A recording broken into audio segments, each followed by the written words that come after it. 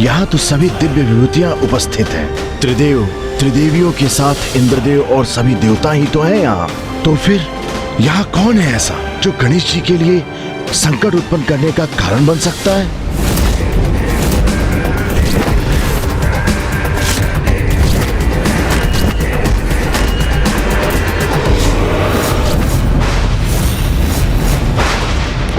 उत्तर चाहिए मुझे ज्ञात करना है कि मैं किन का अंश हूं।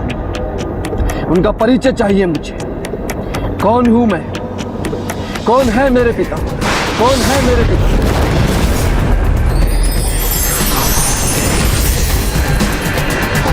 माता! माता! माता!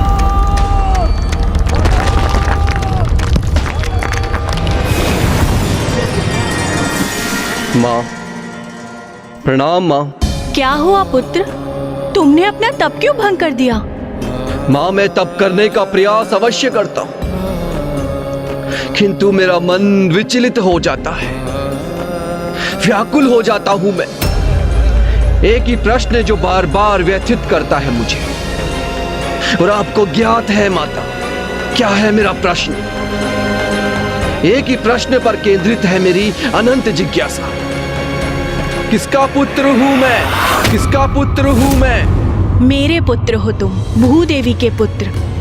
मैं ही तुम्हारी माता हूँ। आप जननी है मेरी, ज्ञात है मुझे, किंतु मेरे पिता कौन है उनका परिचय ज्ञात नहीं। वो मुझे ज्ञात करना है माता। मैं आज कुछ भी स्वीकार नहीं करूंगा। वर्षों से जिस उत्तर से आपने मुझे वंचित रखा है, वो आज आपको देना होगा माता। वो रहस्य आज आपको उजागर करना ही होगा। अरे वाह नंदी जी, इतने सारे उपहार, वो भी मेरे लिए। हाँ गणेश जी, ये समस्त उपहार आपके लिए ही हैं। अच्छा। पुत्र गणेश, अभी एक उपहार और शेष है तुम्हारा। एक और उपहार? अच्छा मामा जी, तो कहाँ है वो उपहार? बताइए ना मामा जी, मेरा एक और उपहार कहाँ है? अवश्य।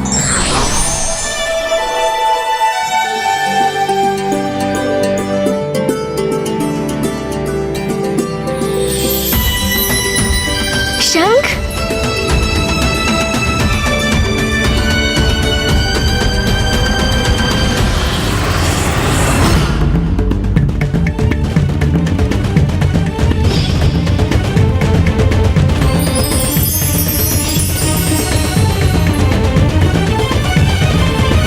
क्या हुआ, आप सभी इतने चकित क्यों हैं? ये मेरा शंख नहीं है, केवल शंख रूपी मिष्ठान है। ओह, अच्छा मामा जी, आप समझा।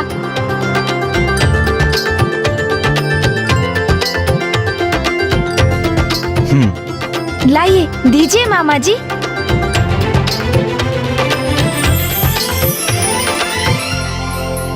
आपका कोटि कोटि धन्यवाद मामा श्री। आपका ये उपहार तो सुंदर भी है और अवश्य ही स्वादिष्ट भी होगा। इसे तो मैं अवश्य ग्रहण करूंगा मामा जी। किंतु मामा जी, आपके शंख की दिव्य ध्वनि का श्रवण करने हेतु पुनः आऊंगा आपके पास और आपका शंख भी प्राप्त करूंगा मैं।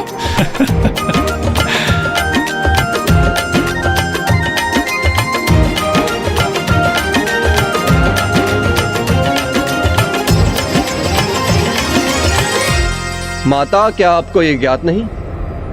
जब तक मैं अपने पिता से भेंट कर संतुष्ट नहीं होऊंगा, इसी प्रकार अशांति की ज्वाला में झुलसता रहूंगा मैं। उचित है फिर, यदि आपको मेरी माँ, मेरी जननी होकर भी मेरी पीड़ा का आभास नहीं, यदि आप नहीं देख पा रही हैं कि कितनी अधिक पीड़ा और कितने अधिक कष्ट में हूं मैं, फिर आपसे ये प्रश्न पूछने का कोई लाभ नहीं माता।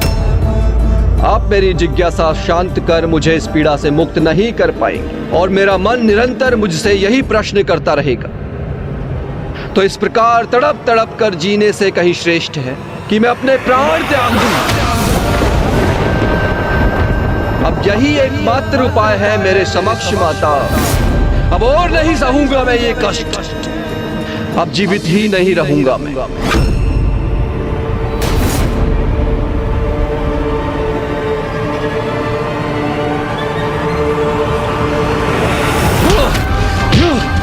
प्राण दे दूंगा अपने में, प्राण दे दूंगा माता। पुत्र भौम, इस अनर्थ को विराम दो।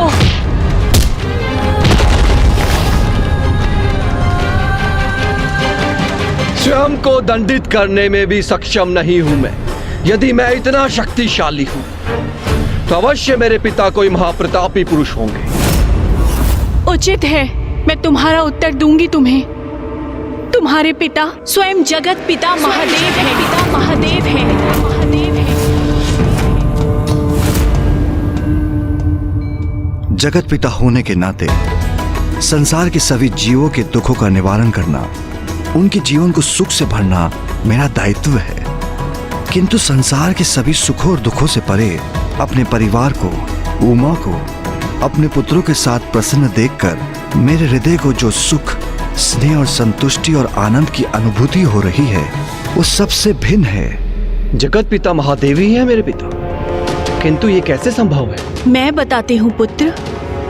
पूर्व काल में अंधक नाम का एक महाअसुर था,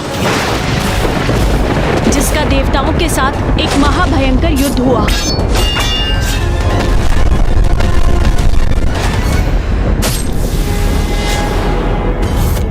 अंधक की दुष्टता को देखकर महादेव अत्यंत क्रोध में थे, जिसके कारण उनके मस्तक पर श्वेत की एक बूंद छलछला गई और वो एक बूंद जब नीचे गिरी तो उसकी अद्भुत ऊर्जा से एक नवीन जीवन का आरंभ हुआ। और जब मैंने उस नन्हे शिशु को अपने हाथों में उठाया तो वो क्रोधपूर्ण रुदन कर रहा था, क्योंकि महादेव के क्रोध से उत्पन्न स्वेद की बूंद से उसका जन्म हुआ था। महादेव द्वारा अंधकासुर के वध के उपरांत मैंने उन्हें इस संपूर्ण घटना का विवरण दिया। प्रणाम महादेव। मैं पृथ्वी हूँ। इस सृष्टि के सभी जीवों का जन्म मुझ पर ही होता है, इसलिए एक प्रकार से मैं उनकी जननी तो हुई, किंतु मेरा दुर्भाग्य देखिए कि मेरे अपनी कोई संतान नहीं। किंतु आज संयोगवश आपके श्वेत की जो बूंद मुझ पर गिरी, उसने इस बालक का रूप ले लिया। महादेव, मुझ पे कृपा करें। आप उसे मेरे पुत्र के रूप में भेंट दे दीजिए।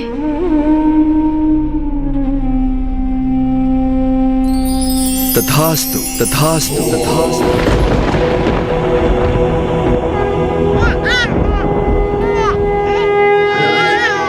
देवी पृथ्वी आज से तुम्हारा पुत्र कहलाएगा और तुम्हारे नाम से जुड़कर इसका नाम होगा भौम, भौम, भौम। कि सत्य आज तक आपने मुझसे छिपा कर रखा माता। तुम मेरे पुत्र हो, मैंने तुम्हारा पालन पोषण किया है। मैं सदा तुम्हारी देखरेख करती हूँ और तुम सदा ही मेरे साथ रहते आए हो। और महादेव कैलाश में अपने परिवार के साथ निवास करते हैं। किंतु माता, मैं भी उनका परिवार हूँ। महादेव मेरे पिता हैं तो मेरे पिता पर भी मेरा अधिकार है। उनका स्नेह प्राप्त करने का अधिकार है मुझे, और उन्हें भी अपने इस पुत्र का परिचय प्राप्त करने का पूर्ण अधिकार है। पुत्र भौम, स्वयं महादेव तुम्हारे पिता हैं। इस सत्य को आत्मसात करना सरल नहीं, इसीलिए इसे समझने के लिए उचित समय लेना, उसके पश्चात ही कुछ करना। माता, आपने मेरी बात का मान रखा, मुझे मेरे पिता का परिचय दिया, किंतु अब जो मुझे उचित लगेगा मैं वही करूंगा। आवेग में आकर कुछ मत करना पुत्र। एक पुत्र का पिता पर अधिकार है, इसमें आवेग का प्रश्न ही कहाँ उठता है माता। और सत्य तो यह है कि मैं अपने पिता से भेंट करने के लिए बहुत प्रतीक्षा कर चुका हूं। कैलाश जाऊंगा मैं, ये निर्णय ले चुका हूं।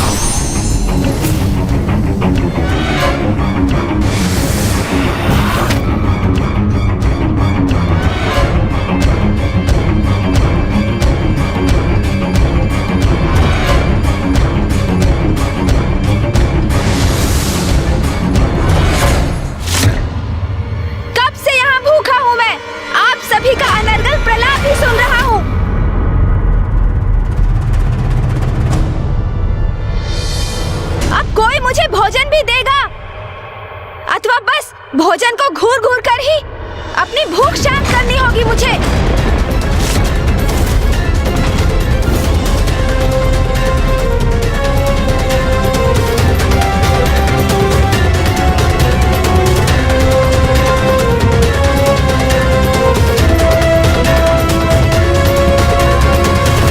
नहीं पुत्र, कैलाश जाना उचित नहीं, और आज के दिवस तो कदापि नहीं। क्यों आज क्यों नहीं? ऐसा क्या विशेष है आज? आज कैलाश पर बहुत बड़ा उत्सव है पुत्र। महादेव और पार्वती अपने पुत्र गणेश का जन्म दिवस बहुत धूमधाम से मना रहे हैं। वो गणेश जी जो स्वयं प्रथम पूज्य देवता भी हैं। वाह, एक और गणेश सर्वाधिक सर्वप्रिय पुत्र, जिसके जन्म दिवस के उपलक्ष्य में संपूर्ण कैलाश आनंदित है। एक मैं हूं भौम, तिरस्कृत परित्यक्त पुत्र, जिसका नाम महादेव को कोई स्मरण है ना कोई चिंता। मुझे भौम के नेत्रों में गणेश जी के प्रति ईर्ष्या और द्वेष स्पष्ट दिखाई दे रहे हैं। कहीं इसके कारण उससे कोई अनर्थ न हो जाए। पुत्र भौम, तुम्हारा ये विचार महादेव को दोष देना सर्वथा अनुचित है।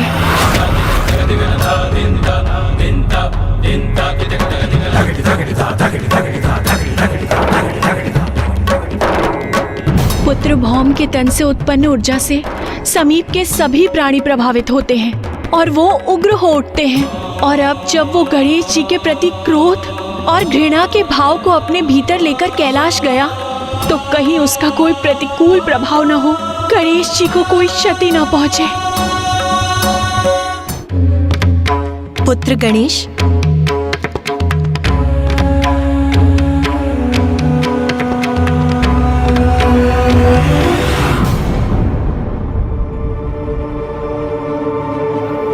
क्या हुआ माँ? ये सभी मुझे विस्मय भाव से क्यों देख रहे हैं?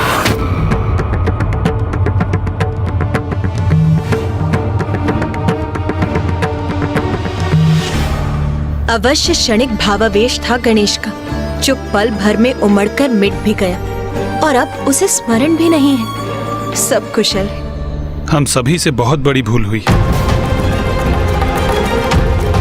बहुत बड़ी भूल। हम सभी ने गणेश के साथ बड़ी निष्ठुरता का व्यवहार किया है। ये आप क्या कह रहे हैं भ्राता विष्णु?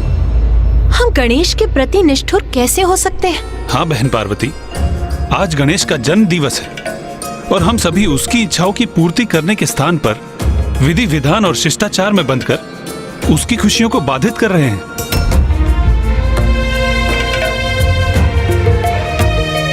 जो भी विधि विधान है वह अवश्य पूर्ण होंगे, किंतु हमें गणेश को उसके भोजन से वंचित नहीं रखना चाहिए। आज गणेश का जन्म दिवस है और उसके समक्ष उसके मिष्ठान, उसके मोदक सभी हैं, परंतु हमने उसे ग्रहण करने का अवसर ही नहीं दिया, तो उसको क्रोध तो आएगा ही ना।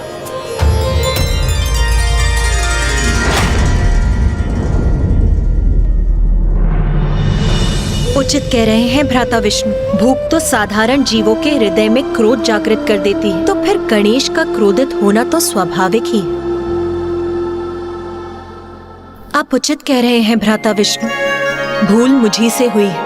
मुझे सर्वप्रथम उसे भोजन कराना चाहिए था। हाँ माँ, मुझे अत्यंत भूख लगी है, जो आपके हाथों से मोदक खाकर ही तृप्त होगी। आप मुझे खिलाएंगी ना माँ? खिलाइए ना माँ।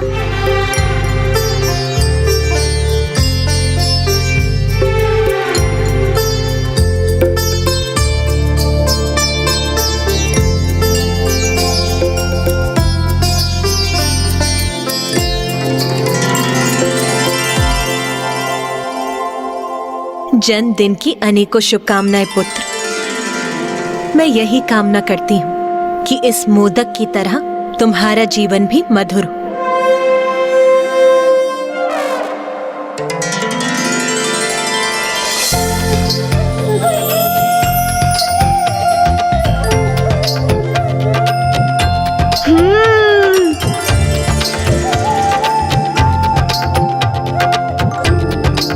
अति स्वादिष्ट।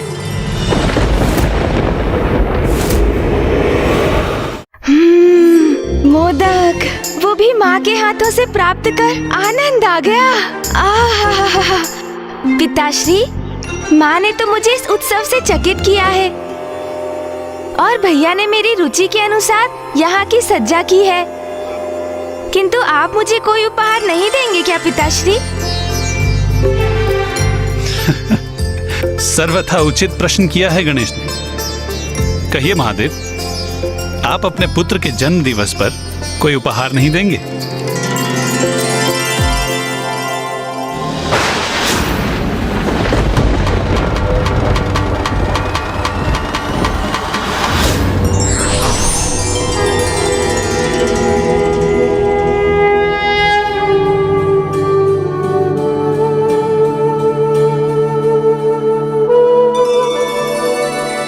पुत्र गणेश, मैं तुम्हें तुम्हारी मां के समान दुलार तो नहीं कर सकता।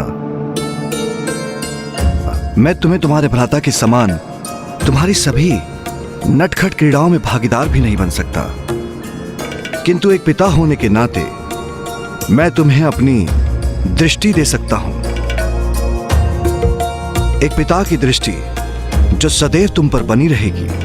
अपना श्रवण दे सकता हूं, एक पिता का श्रवण जो सदैव तुम्हारा स्वर सुनेगा। मैं तुम्हें अपनी वाणी दे सकता हूं, एक पिता की वाणी जो सदैव तुम्हारा मार्गदर्शन करेगी।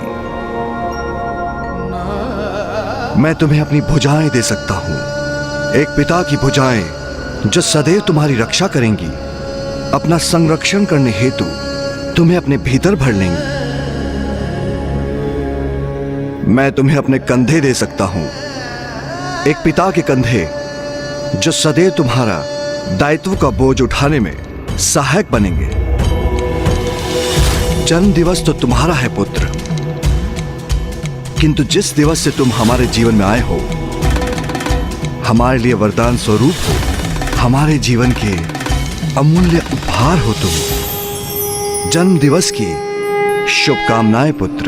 कर्पूरगारं करुणावतारं संसार सारं भुजगेन्द्रहारं सदा वसन्तं हृदयारविन्दे भवानी सहितं नमामि। आयुष्मान भव।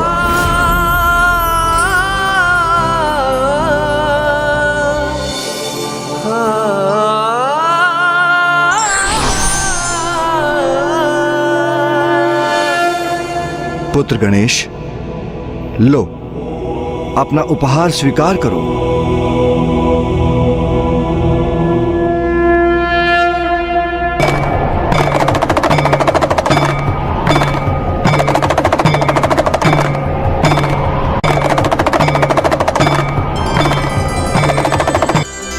धन्यवाद पिताश्री, इससे तो मधुर ध्वनि भी उत्पन्न होती है। पुत्र गणेश, मैंने तुम्हारे मामा के विपरीत तुम्हें एक वास्तविक डमरू प्रदान किया है।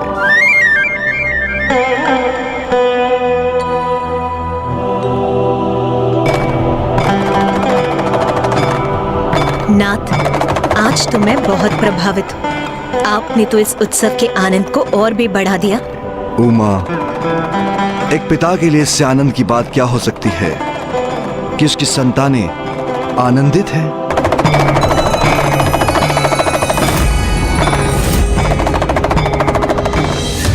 जगत पिता महादेव का आशीष है प्रथम पूज्य गणेश को, वो कैसे व्यर्थ जा सकता है?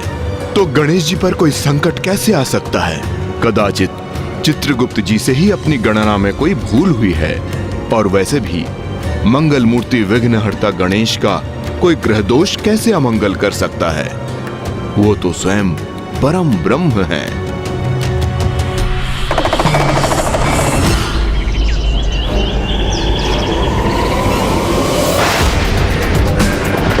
एक पुत्र के जन्म दिवस का उत्सव दूसरे को अलगाओ। मैं भी महादेव का पुत्र हूँ। विनती से अथवा शक्ति से अपना अधिकार तो मैं लेकर ही रहूंगा।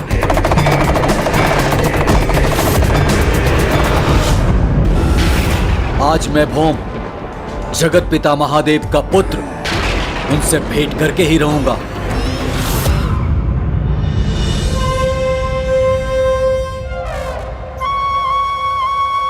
अरे वाह, इतने सारे मिष्ठान। पुत्र गणेश, संकोच मत करो। यदि तुम्हारी इच्छा है तो तुम्हें तुम्हारी उपहार खोलने की अनुमति है पुत्र। माँ, उपहार तो मैं कभी भी देख सकता हूँ, किंतु मेरा सर्वाधिक आकर्षण तो उन सभी मिष्ठानों में है। उन्हें ग्रहण कर सकता हूँ ना माँ? अवश्य पुत्र। अरे अरे देवी पार्वती, आप तो अपने पुत्र को मोदक खिला चुकी हैं। हाँ देवी पार्वती, अब हमें भी अवसर दीजिए। हम भी पुत्र गणेश को ये मिष्ठान खिलाना चाहते हैं जो हम उसके लिए अपने हाथों से बनाकर लेके आए हैं। अवश्य। देवी सरस्वती, सर्वप्रथम आप ही खिला दीजिए। नहीं देवी लक्ष्मी, सर्वप्रथम आप खिलाइए। नहीं नहीं देवी सरस्वती, पहले आप। नहीं देवी, आप खिलाइए। नहीं देवी सरस्वती, पहले आप। गणेश को अपने हाथों से मिष्ठान खिलाने का आनंद तो मैं भी प्राप्त करना चाहती हूँ। ओहो, बुआ जी और मामी जी तो एक दूसरे को ही आगे बढ़ने को कह रही हैं, किंतु दोनों में से ये कोई भी नहीं समझ पा रहे हैं कि अब ये मिष्ठान मेरे मुख में प्रवेश करने में एक पल की भी प्रतीक्षा नहीं करना चाहते।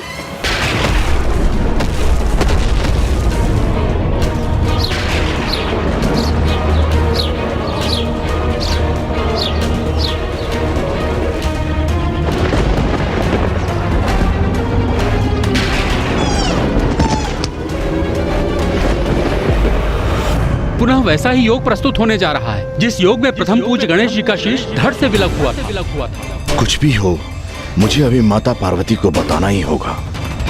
परिस्थिति विकट हो, उसके पूर्व ही संकट का निवारण उचित है। मैं धर्मराज हूँ, भय अथवा किसी अन्य भाव के कारण अपने दायित्व को निभाने से पीछे नहीं हट सकता मैं। इसीलिए मुझे जो ज्ञात है वो मुझे माता पार्वती को बता देना चाहिए। पहले आप खिलाइए। नहीं नहीं देवी सरस्वती, आप खिलाइए। पहले आप। माता माता पार्वती,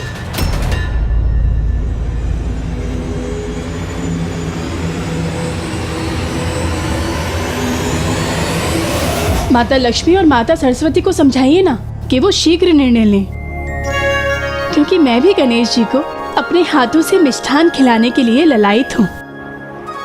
मुझे भी अवसर प्राप्त होना चाहिए। अवश्य देवी शची।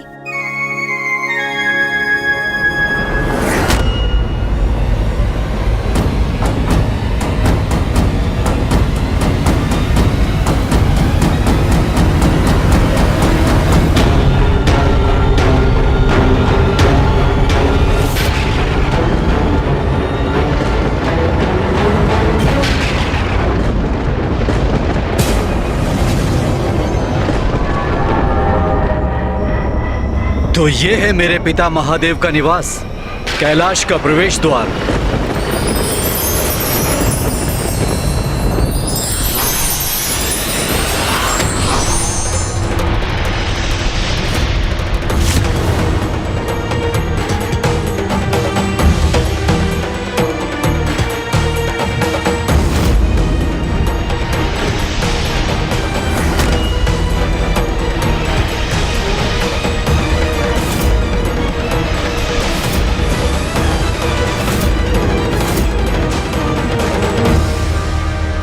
पुत्र गणेश, देवी शची कितने स्नेह से तुम्हें अपने हाथों से मिष्ठान खिलाना चाहती हैं, और तुम उन्हें उसका अवसर ही नहीं दे रहे हो। और तुमने देवी लक्ष्मी और देवी सरस्वती की थाल से भी मिष्ठान समाप्त कर दिए। मुझे क्षमा कीजिए, मैं स्वयं को रोक नहीं सका माता।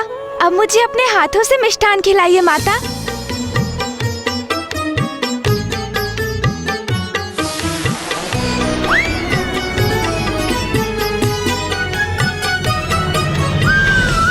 प्रतीत होता है गणेश का ध्यान पूर्ण रूप से भोजन पर ही है, और उसकी इस एकाग्रता को भंग करने का कोई उपाय नहीं।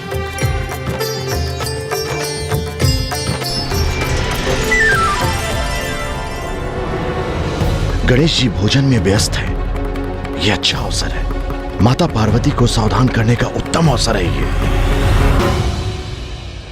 माता,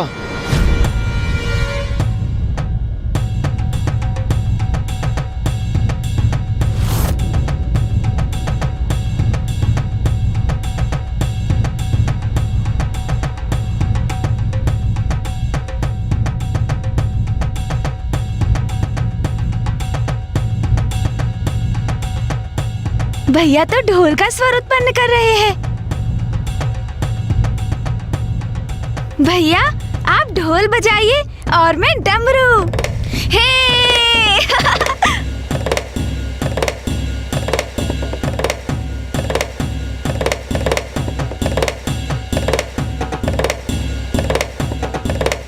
दोनों महादेव पुत्रों की जुगलबंदी तो बड़ी ही आनंददायक होगी।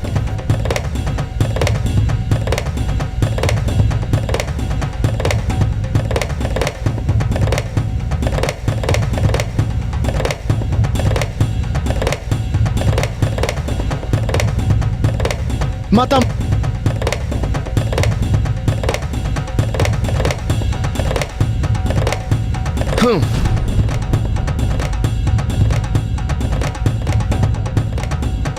आज मेरे अनुज गणेश का जन्म दिवस है।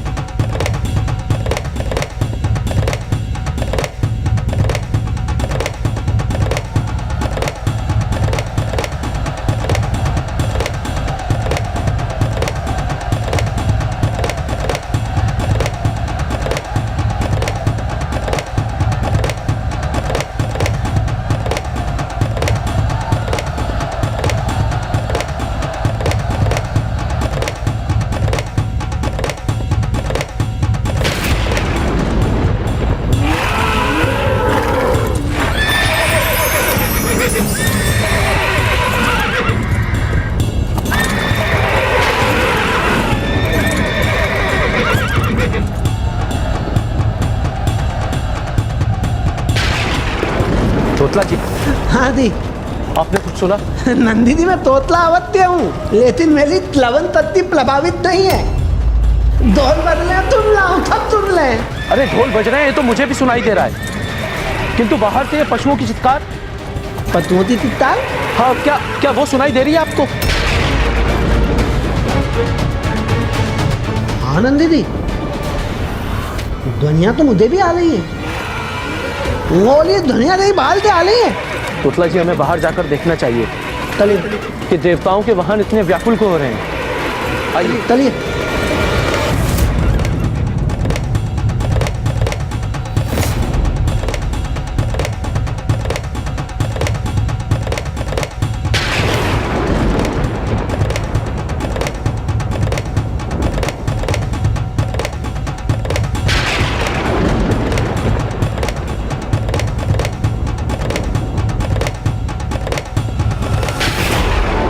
मेरे पिता का निवास कैलाश मेरा भी निवास है।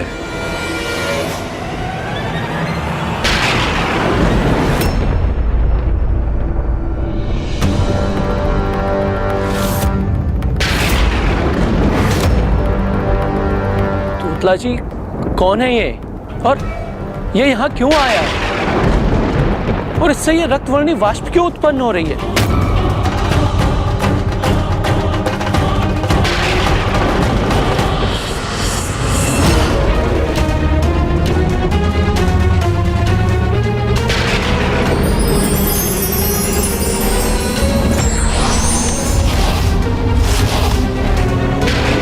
कौन हो तुम? मैंने पूछा कौन हो तुम? सुना नहीं क्या तुमने? श्रवण शक्ति क्षीण हो गई है क्या तुम्हारी? कहां जा रहे हो, कुछ ज्ञात भी है तुम्हें? मैं भौम हूं। हाँ तो दामू क्या चला? ये महादेव के गण हैं, इतने अहंकारी और असभ्य। शिष्टाचार का तो जैसे इन्हें लेस मात्र ज्ञान ही नहीं है। भौम हो तो हो गए, उससे हमें क्या? नाम के आगे भी कोई परिचय है तुम्हारा? तो दो हमें। मैं भौम महादेव पुत्र हूँ, उनसे भेंट करने आया हूँ।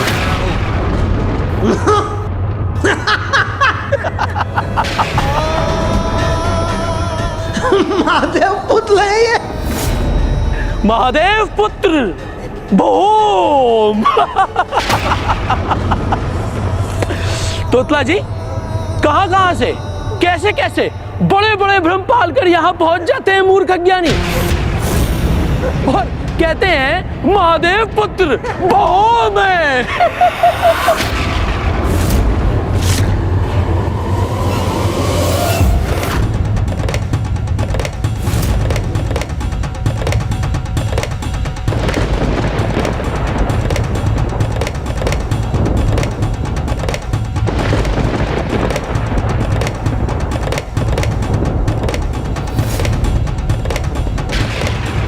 ये क्या कर रहा है गणेश? उसने अपने डमरू के नाद को इतना क्यों बढ़ा दिया? ना मैं मूर्ख हूँ ना अज्ञानी, और सत्य तो वही है जो माता ने मुझे बताया। किंतु ये गण धृष्ट और अशिष्ट अवश्य हैं। कभी दर्पण में मुख देखा है अपना? कहाँ मेरे प्रभु महादेव? उनके पुत्र देव सेनापति कुमार कार्तिकेय और प्रथम पूज्य गणेश जी, और कहाँ तुम?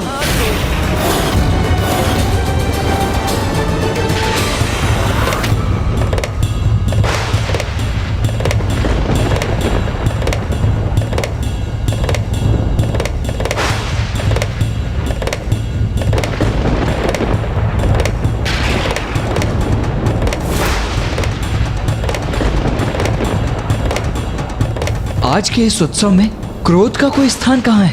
फिर गणेश अपने डमरू के नाद से क्रोध का प्रदर्शन क्यों कर रहा है?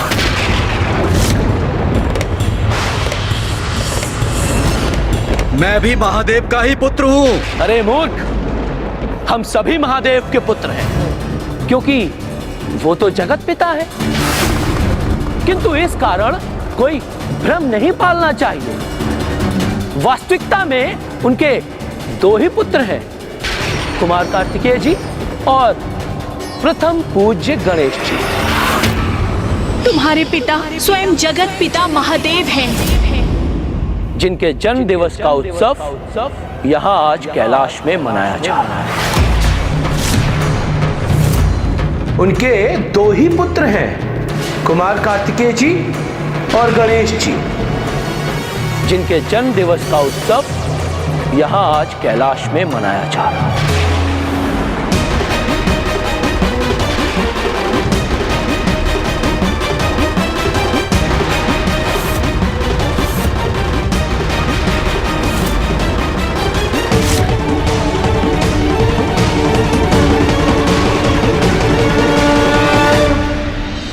चलो प्रस्थान करो यहां से।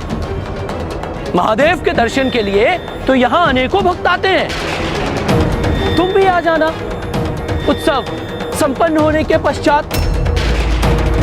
अभी वो अपने पुत्र के साथ व्यस्त है। तुम दोनों समझने के लिए तैयार क्यों नहीं हो? मैं भी महादेव का ही पुत्र हूँ, किंतु जो सत्य है वो समझने के लिए कभी ना कभी तुम्हें विवश होना पड़ेगा। और महादेव को भी यदि अभी उनसे भेंट कर अपना परिचय दे सका तो उचित है, अन्यथा अन्य रूप धारण कर सत्य उनके समक्ष अवश्य आएगा। कैलाश जैसे पवित्र स्थान पर असत्य को सत्य कहने की धृष्टता करते हुए लज्जा नहीं आती तुम्हें? तुम यहाँ से जाते हो, अन्यथा मैं तुम्हें यहाँ से जाने के लिए विवश करूं।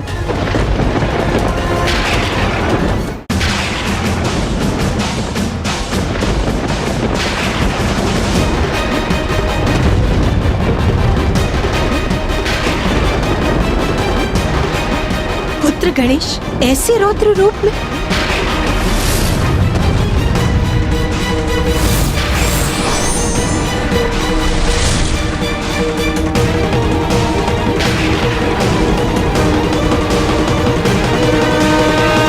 मेरा यहाँ किसी से युद्ध करने का प्रयोजन नहीं, किंतु पुत्र का पिता से भेंट करने की इच्छा रखना कोई अपराध तो नहीं। अपितु पिता का पुत्र को अस्वीकार करना अवश्य अनुचित है, और अनुचित का परिणाम कभी उचित नहीं होता। जा रहा हूं मैं, किंतु पुनः आऊंगा। जाओ जाओ। और हाँ, जब पुनः आओगे तो अपना महत्व बढ़ाने के लिए, सभी का ध्यान अपनी ओर आकृष्ट करने के लिए शिव पुत्र हूं ये मत कहना। ये देव पुत्र है।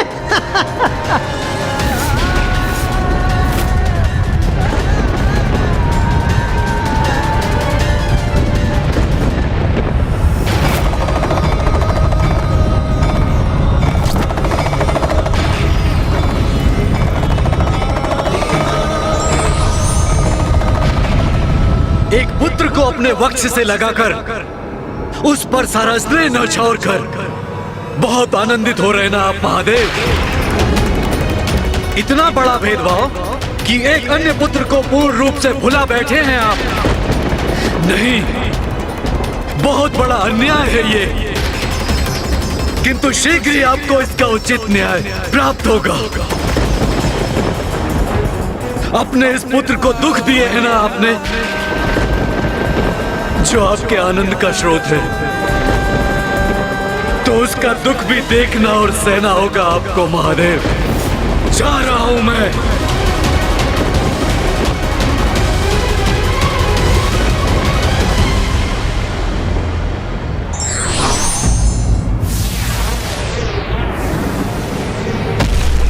पुत्र गणेश,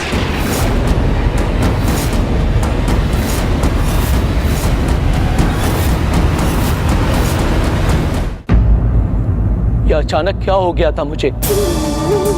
ऐसा लगा जैसे किसी प्रबल शक्ति ने वश में कर लिया हो। और वो आगंतुक तो मात्र महादेव से भेंट करना चाहता था, उनके दर्शन करना चाहता था। फिर मैंने इतनी निष्ठुरता का व्यवहार क्यों किया उसके साथ? क्या उसके प्रति हमारा आचरण उचित था? तोतला जी, समझ में नहीं आ रहा है कि अकारण ही मैं इतना उत्तेजित क्यों हो गया। हाँ नंदी दी, मुझे भी तो तेता ही प्रति दुआ देते। तिथि ने मुझे अपने पद में तल लिया था, किंतु अब दो भी हुआ, हो दिया तो हो दिया। चलिए चलिए बीतल तलिए।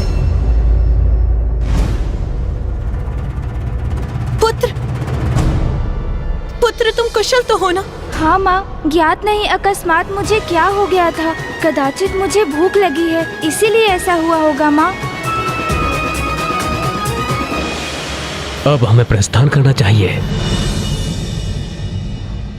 हाँ, आज पुत्र गणेश का जन्म दिवस है और उसे बहुत भूख लगी है। अभी हमें उसे शांतिपूर्वक भोजन करने देना चाहिए।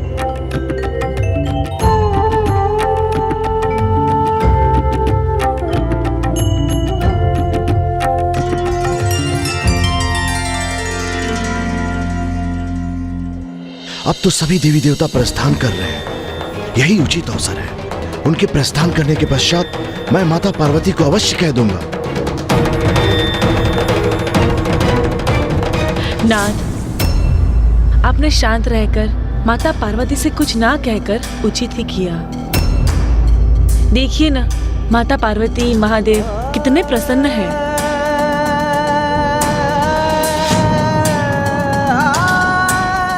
देवगण, आप सभी मुझे अत्यंत प्रिय हैं और मैं अत्यधिक प्रसन्न हूं कि आप सभी गणेश के जन्मोत्सव में उपस्थित रहे।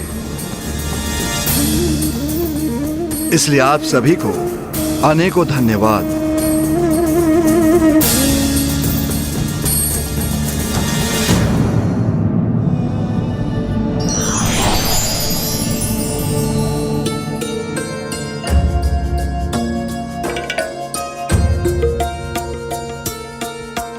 यमराज, आपको ज्ञात है कि मुझे सर्वाधिक प्रिय कौन है? जो सर्वाधिक प्रिय देवता हैं और जो मेरे हृदय के सबसे निकट है, वो हैं आप। मैं महादेव? हाँ, कभी कभी जो नैतिक दृष्टि से उचित प्रतीत होता है और जो हमारा दायित्व है, उसमें विरोधाभास होने के कारण एक बड़ा अंतर्द्वंद उत्पन्न होता है। किंतु आप मुझे सर्वाधिक प्रिय इसलिए हैं क्योंकि आप तो धर्मराज हैं। आप तो सदैव अपने धर्म और कर्तव्य पर अडिग रहते हैं। कोई भी द्वंद आपको विचलित नहीं करता। प्रत्येक परिस्थिति में लाभ हानि की चिंता किए बिना जगत कल्याण हेतु अपने धर्म का पालन करते हुए आप मुझसे भी संघर्ष करने पर विवश हुए, किंतु आपने अपने धर्म पथ का त्याग नहीं किया। धर्म के प्रति आपकी अटूट निष्ठा के कारण ही आप मुझे सर्वाधिक प्रिय हैं।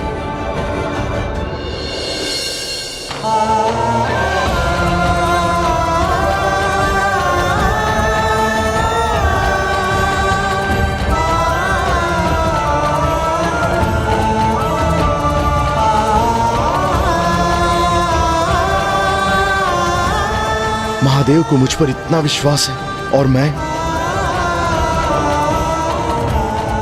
मुझे उनके विश्वास का सम्मान करना होगा। अपना धर्म मुझे निभाना ही होगा। यमराज के मुख पर ऐसा भाव क्यों? जैसे उनके भीतर भावनाओं का बवंडर उमड़ रहा है, जैसे वो कुछ कहना चाहते हैं किंतु कह पाने में विवश है।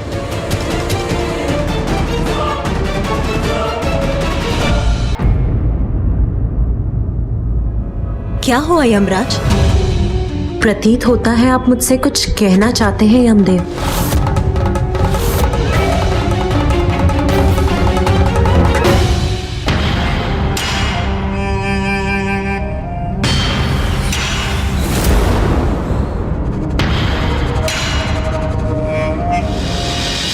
हाँ माता,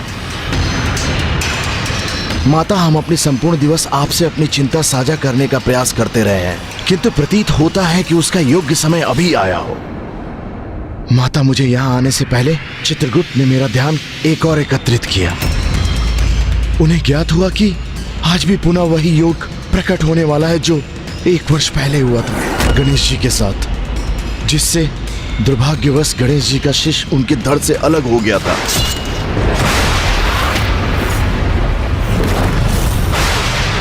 और माता, पुनः उसी योग के कारण गणेश जी का कोई बड़ा अनिष्ट होने की संभावना है।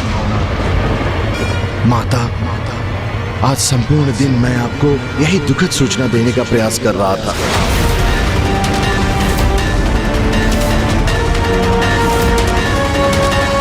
ऐसा दुस्साहस कैसे किया आपने यमराज?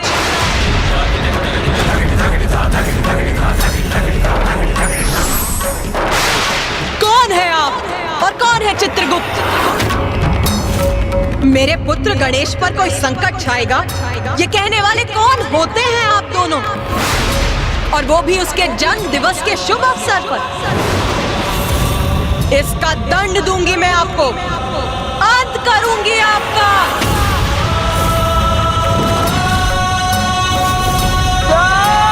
नहीं।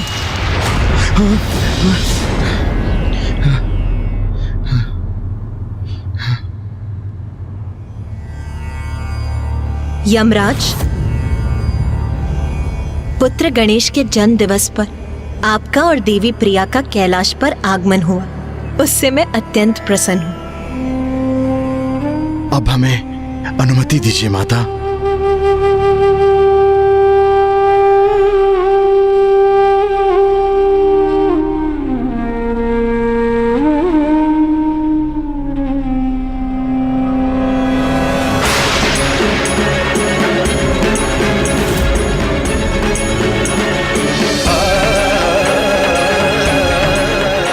जो मैंने अपनी कल्पना की शक्ति से देखा, वो दृश्य मेरी आशंका का ही प्रत्यक्ष रूप था। यदि मैंने माता से सत्य कहा होता तो उसके परिणाम स्वरूप जो सत्य प्रकट होता वो बहुत भयंकर होता। माता के उग्र रूप से मात्र मेरा ही नहीं, संपूर्ण सृष्टि का अंत होता।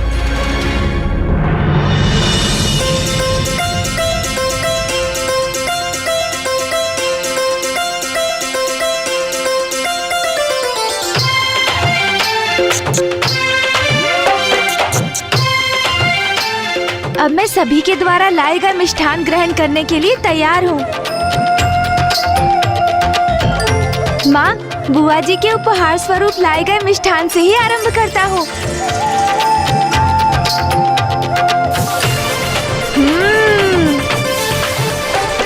आनंद, अति आनंद।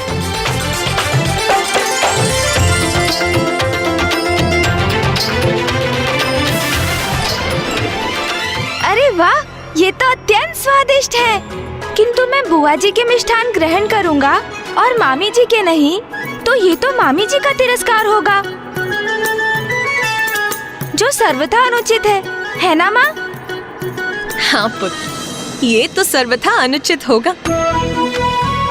अपना तिरस्कार तुम्हारी मामी जी को कदापि नहीं भाएगा पुत्र। वही तो मैं भी कह रहा हूँ ना माँ। तो क्यों ना मामी जी के मिष्ठानों का स्वाद भी ले ही लेता हूँ।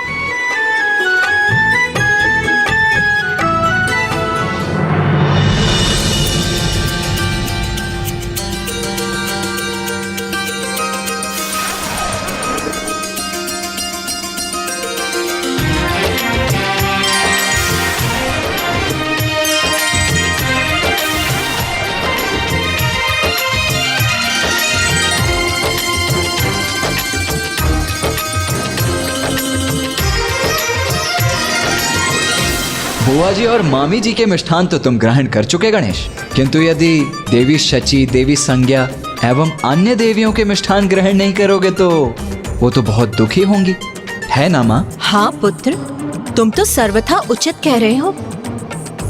ना ना ना, मैं माताओं के दुख का कारण बनूं, ये मुझे स्वीकार नहीं।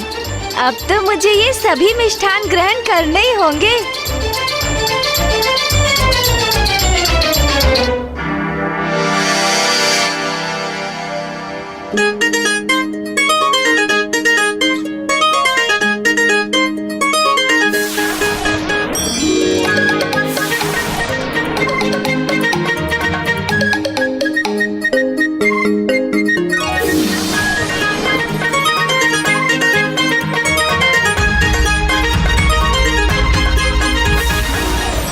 ये भी समाप्त हो गए। चिंता क्यों करते हैं प्रभु? कुबेर जी के मिष्ठान क्यों भूल रहे हैं आप?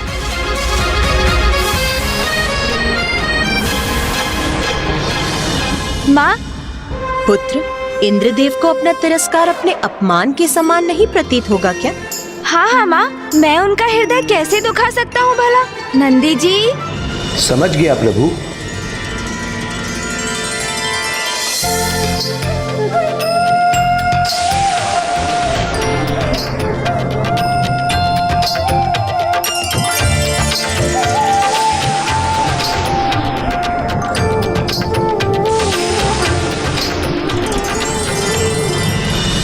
अंततः मामी जी, बुआ जी एवं अन्य माताओं द्वारा लाए गए मिष्ठान मेरे उदर में समा गए। हाँ पुत्र, अपने जन्म दिवस पर आए सभी मिष्ठान तुम ग्रहण कर चुके हो।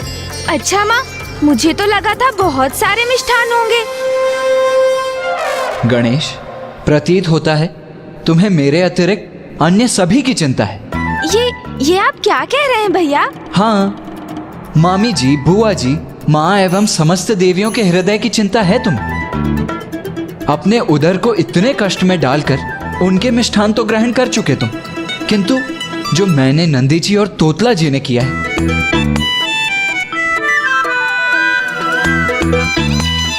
यहाँ की साज सज्जा और व्यवस्था की इतना परिश्रम किया,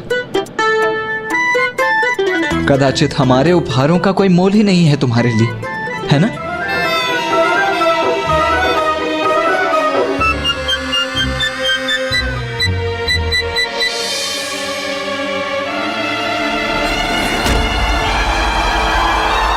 नहीं भैया, अपनों का स्नेह तो सबसे मूल्यवान होता है और मैंने सबसे उत्तम उपहारों को तो अंत के लिए बचा के रखा था। तो अब तो उत्सव का अंत ही है, तो अब अविलंब आरंभ करो।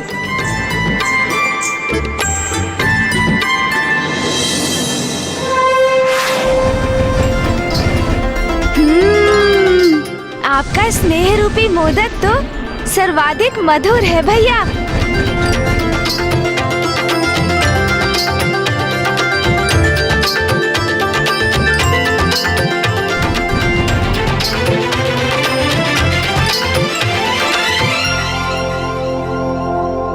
ये मेरे जीवन का सर्वश्रेष्ठ दिवस था। सभी से अगाध प्रेम और स्नेह पाकर मेरा हृदय तृप्त हो गया।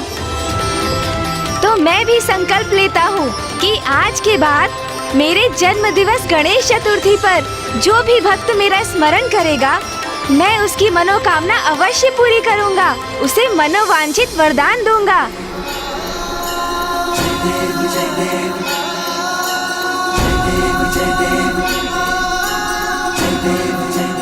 आज प्रारंभ हुए प्रत्येक कार्य निर्विघ्न पूर्ण होंगे और आज के बाद मेरे जन्म दिवस को वरदा चतुर्थी के नाम से भी मनाया जाएगा। मन तो कर रहा है इस दिवस का कभी अंत ही ना हो।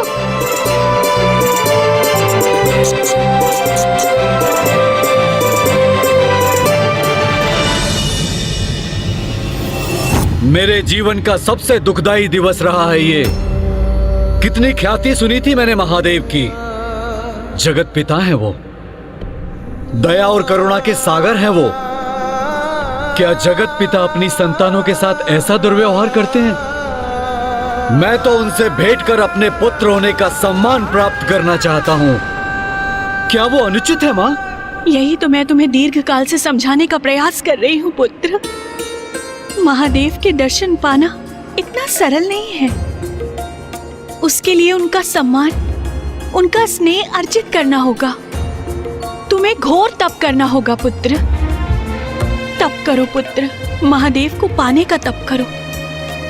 एक बार तुमने महादेव का स्नेह प्राप्त कर लिया, उनके हृदय में अपना स्थान स्थापित कर लिया, तो वे तुम्हें कभी नहीं ठुकराएंगे। उचित है माता। यदि उनके निकट पहुंचने का यही मार्ग है तो मैं तप करूंगा। महादेव को पाने के लिए मैं घोर तप करूंगा माता।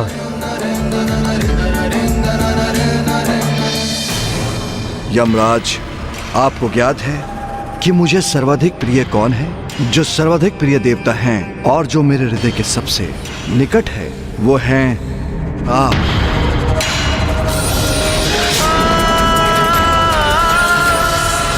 स्वामी, हमें शीघ्र चलना चाहिए। चलिए।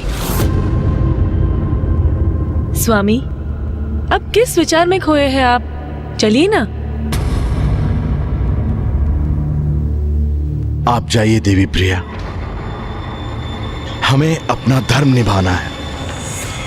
आप जाइए। देखिए, कुछ भी करके हमें रोकने का प्रयास मत कीजिए। किंतु स्वामी। नहीं, आप जाइए, ये मेरा आदेश।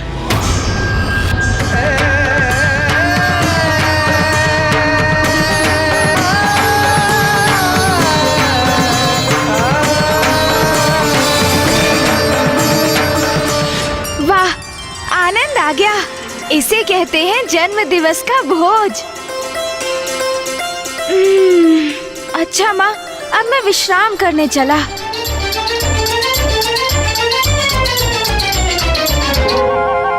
गणेश, क्या हुआ भैया? किसी और अतिथि के द्वारा लाए गए मिष्ठान शेष है क्या? नहीं गणेश, अब कोई मिष्ठान शेष नहीं। किंतु भोजन के पश्चात निद्रा मग्न होना उचित नहीं। अभी तो टहलना चाहिए। मैं भी टहलने ही जा रहा हूँ। आओ, तुम भी चलो। माँ, मैं निद्रा करना चाहता हूँ और भैया मुझसे परिश्रम करवाना चाहते हैं, वो भी मेरे जन्म दिवस पर। पुत्र गणेश, तुम्हारे भ्राता सर्वथा उचित कह रहे हैं। तुम जाओ और जाकर टहलकर कैलाश की एक परिक्रमा पूर्ण करो।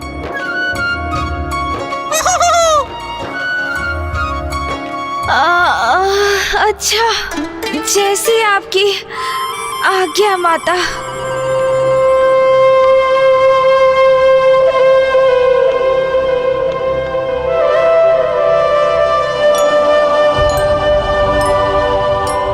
क्या हुआ माँ?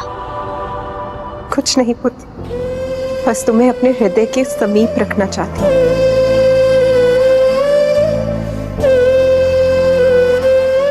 क्या हुआ माँ? गणेश कहीं दूर थोड़े ही जा रहा है। मैं तो मात्र उसे कैलाश में ही टहलने ले जा रहा हूँ और फिर हम दोनों लौट आएंगे। किंतु माँ, यदि आप नहीं चाहती हैं तो मैं नहीं जाऊंगा। देखा माँ, आपके दुलार को कारण बनाकर ये टहलने से बचना चाहता है। नहीं पुत्र, अब और नहीं रोकूंगी। तुम जाओ और जाकर अपने भ्राता के साथ परिक्रमा कर।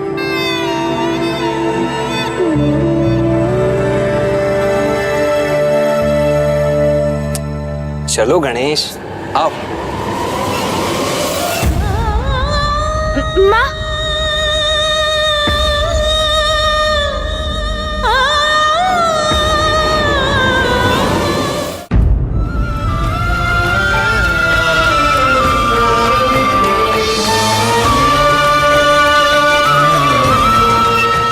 चलो भी गणेश, आओ।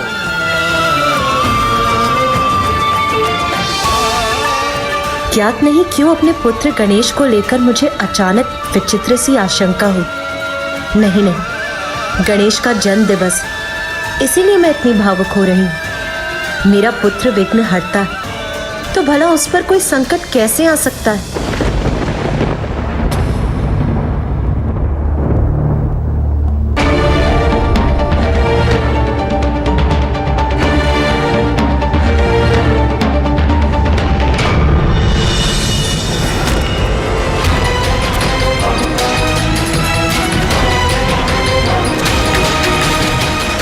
पूर्व में ही बहुत विलंब किया मैंने। अब शीघ्र मुझे माता पार्वती तक पहुंचना होगा।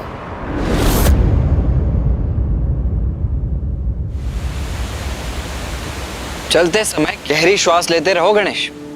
टहलते समय श्वास के उचित प्रवाह से शरीर को भोजन के पाचन में सहायता प्राप्त होती है। तो तुम श्वास ले रहे हो ना गणेश?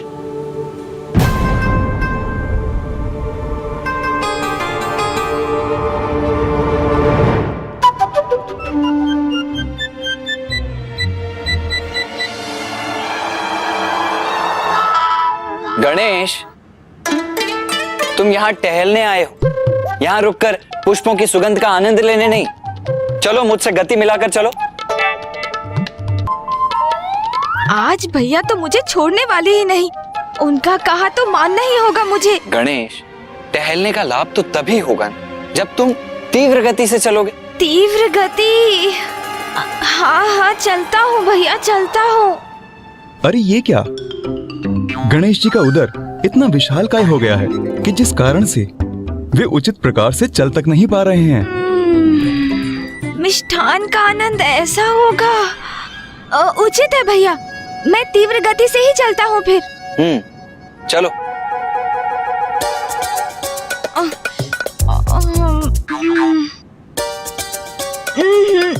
भैया से गति मिलाकर चलना तो मेरे वश में ही नहीं। कदाचित भैया को ही अकेले आगे जाने देने का उपाय सोचना होगा मुझे।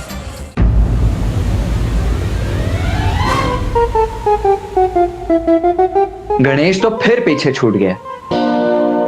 गणेश, आओ। आ रहा हूँ भैया, आ रहा हूँ।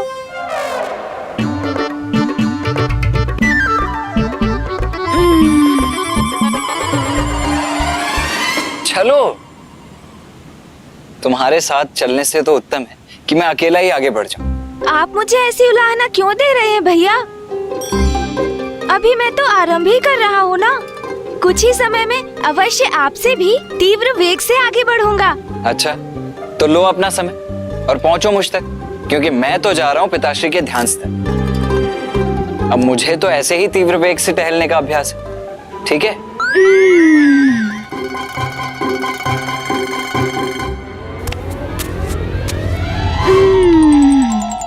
गणेश जी, इतने विशालकाय उदर के साथ आप कितना भी प्रयास करें, किंतु कुमार कार्तिकेय के साथ नहीं चल सकेंगे और ना ही उन तक पहुंच पाएंगे। अब मैं अपने अनुसार इस कैलाश की परिक्रमा करूंगा। माता का आदेश है तो इतना तो करना ही होगा ना मुझे। मूषक जी, मूषक जी। प्रभु, वो बुला रहे हैं मुझे।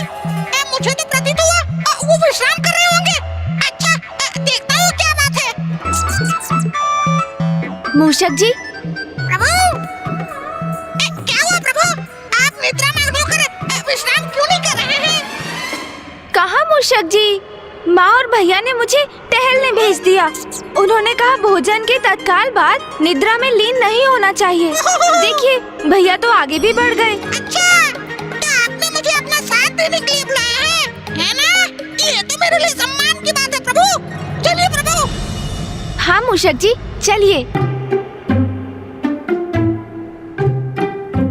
अरे मूषक जी, आगे कहाँ चल दिए आप?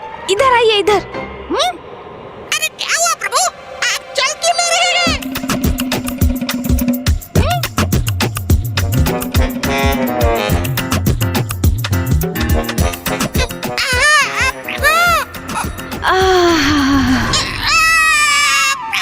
अरे साथ नहीं मूषक जी, मुझे इस परिक्रमा को समाप्त करने में सहायता चाहिए। मेरे प्रिय वाहन, अब कैलाश की परिक्रमा आप पर आरूढ़ होकर करूंगा मैं। अवश्य प्रभु, अवश्य। बेचारे मूषक जी, वो कुछ कहने में तो असमर्थ हैं, किंतु गणेश जी के उदर के बोझ के नीचे दबे जा रहे हैं।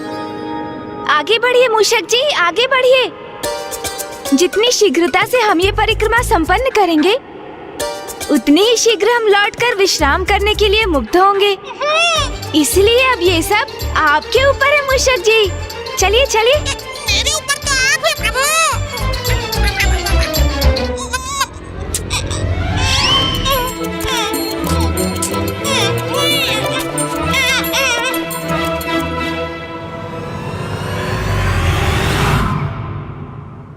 माता, आपकी संध्या की पूजा का समय हो गया है। जी नंदी जी।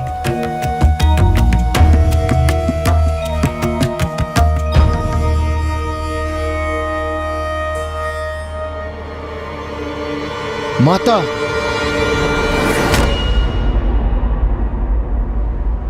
यमराज जी, आप इतने व्याकुल प्रतीत हो रहे हैं, सब कुशल तो है ना? मुझे माता से शीघ्र अतिशीघ्र मिलना है, कुछ बताना है उन्हें। किंतु माता तो संध्या की पूजा के लिए भीतर चली गईं और उनकी पूजा में व्यवधान डालना तो उचित नहीं। आप थोड़ी प्रतीक्षा कर लीजिए। वैसे भी आज की पूजा अति विशेष है। आज गणेश जी का जन्म दिवस है, इसलिए माता को एक विशेष अवधि में पूजा करनी है।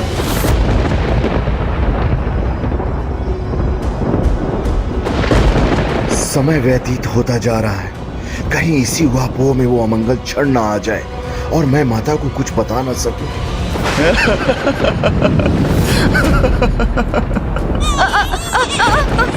अरे अरे संभालिए मूषक जी, संतुलन बिगड़ रहा है मेरा।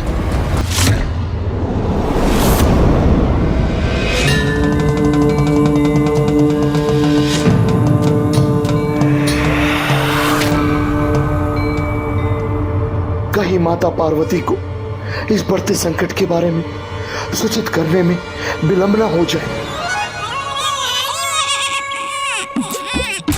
अरे अरे मूषक जी, प्रतीत होता है मेरा अति सुंदर गोलाकार उदर आपके शीश पर स्थित हो गया है। मैं थोड़ा उसका स्थान परिवर्तित कर देता हूँ।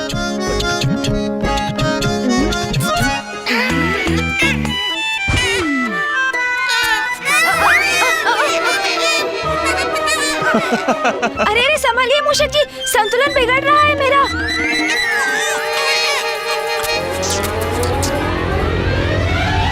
गणेश जी आपका नहीं, बल्कि आपके भारी उदर के बोझ के कारण मूषक जी का संतुलन बिगड़ रहा है। अच्छा अच्छा रुकिए मूषक जी, मैं अपने उदर को संतुलित करता हूँ। अब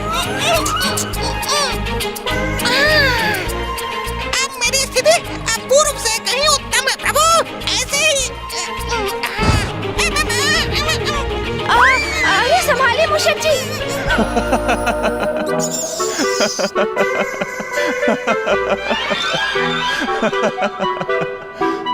मूषक जी, आप हंस रहे हैं क्या? नहीं तो प्रभु। किंतु मैं पूर्ण विश्वास के साथ कह सकता हूँ, मैंने किसी के हंसने का स्वर सुना है।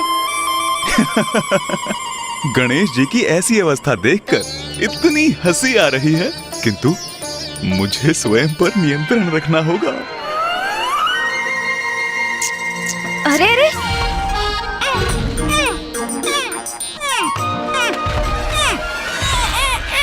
ओहो मूषक जी, हमें इस दिशा में नहीं, सीधे जाना है। अपनी इस दिशा में दिशा के ऊपर मेरा कोई नियंत्रण शेष नहीं है प्रभु। अच्छा अच्छा, तो सीधी दिशा में जाने के लिए मुझे पुनः अपना उदर व्यवस्थित करना होगा।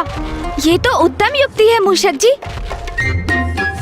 देखा मूषक जी, मेरा अति सुंदर गोलाकार उदर हमारा पथ प्रदर्शक भी बन रहा है।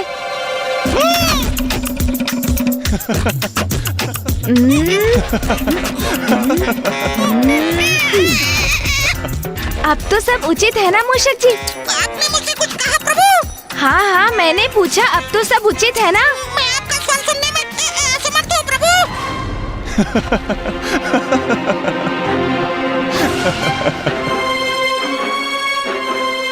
मैंने पुनः किसी के हंसने का स्वर सुना। वहाँ ऊपर कौन है जो हंसे जा रहा है? अरे मूषक जी तो कुछ सुन ही नहीं पा रहे। आपके उदर ने उनके कान जो ढक दिए हैं। प्रभु, आप तनिक आगे तो देखिए। मूषक जी धीरे धीरे चलिए, तो हम इस पथ को सरलता से पार कर लेंगे।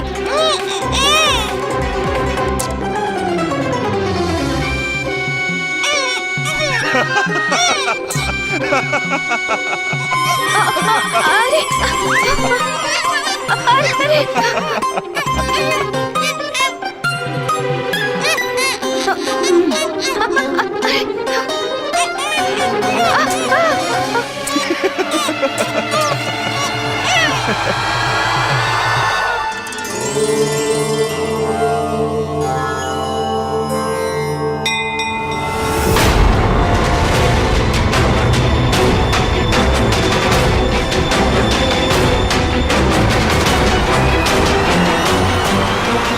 यमराज जी, आप यहाँ?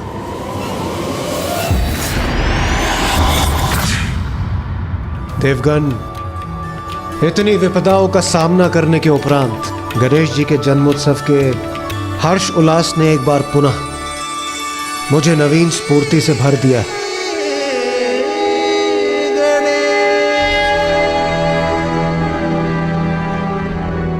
क्या हुआ अग्निदेव, आप इतने चिंतित क्यों प्रतीत हो रहे हैं? देवराज, मैं नकारात्मक विचार में डूबना नहीं चाहता, किंतु मुझे अचानक स्मरण हो आया कि कैलाश पर हम होली के पर्व के उस समय सभी कितने आनंदित थे, और फिर ऐसी परिस्थितियां उत्पन्न होती गईं कि हमारा आनंद ही अवसाद में परिवर्तित होने लगा।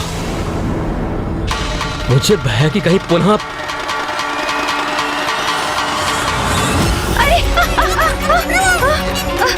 अरे मूषक जी का संतुलन तो बिगड़ रहा है, गिर रहे हैं वो।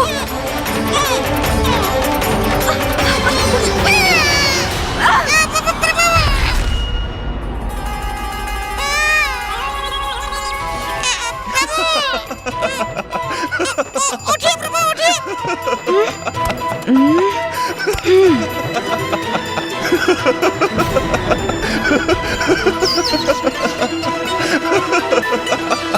आप इस प्रकार क्यों हंस रहे हैं चंद्रदेव? यहाँ आपको इतना हास्यास्पद क्या प्रतीत हो रहा है?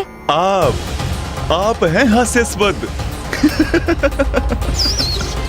जब से आप मूषक जी पर आरूढ़ हुए हैं मैं तब से आपको देख रहा हूँ। आप अति हास्यास्पद हैं। मैंने स्वयं को रोकने का बहुत प्रयास किया किंतु मेरी हंसी फूट पड़ी। कितनी विचित्र आकृति है ना आपकी। खंभ जैसे हाथ पांव, विशालकाय गज का शीश, और उधर मानो अन्न का भंडार हो। मेरे प्रभु का अपमान कर रहे हैं। और तो और, आपने कभी इस पर विचार किया है कि आपका आहार ग्रहण करने के उपरांत आपका उदर इतना हास्यास्पद हो जाता है, अब कोई आपको ऐसी अवस्था में देखेगा उससे तो हंसी आ ही जाएगी। इतना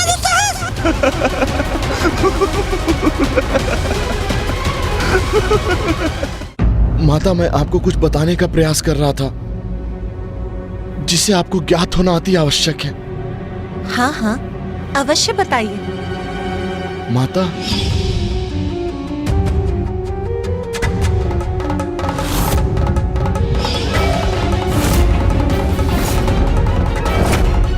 माता, आज फिर वही योग प्रकट होने जा रहा है जिसमें उनका शीश उनके धड़ से विलग हो गया था।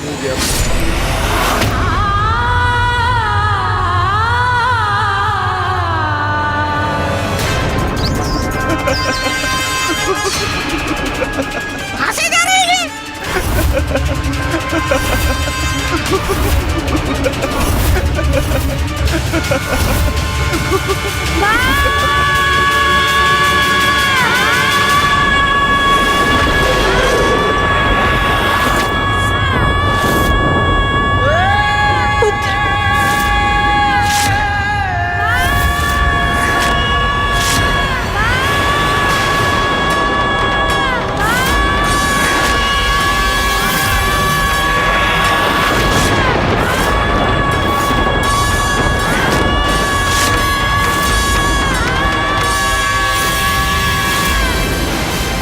नाथ, ये तो गणेश की चित्कार थी।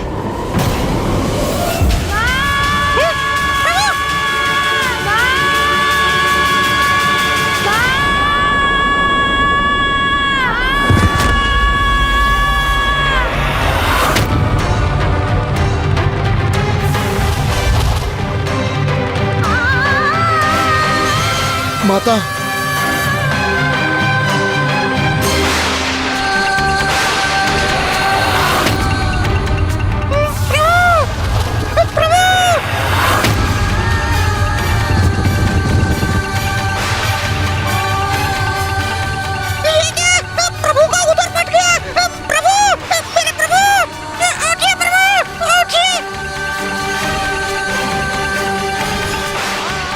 अनर्थ, घोर अनर्थ। ये क्या हो गया पार्वती नंदन गणेश जी को? उठिए प्रभु, उठिए। ये तो गणेश के क्रंदन का स्वर था।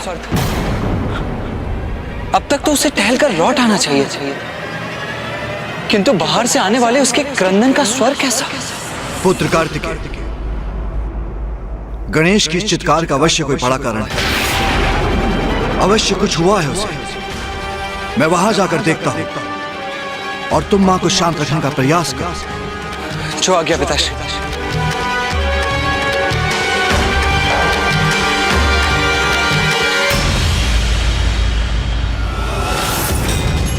आज फिर वही योग प्रकट होने जा रहा है जिसमें उनका शीश उनके धड़ से विलग हो गया था।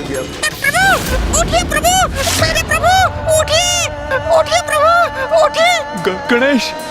गणेश जी।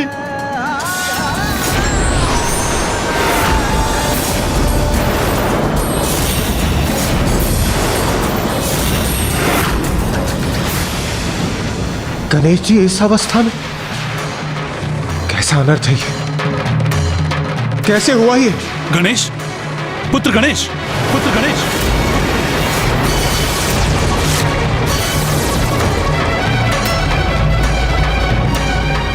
चंद्रदेव, कदाचित सर्वप्रथम आप ही यहां पहुंचे थे ना? तो क्या उस समय भी आप यहां उपस्थित थे जब ये अनर्थ घटित हुआ? बताइए चंद्रदेव, ये सब कैसे हुआ?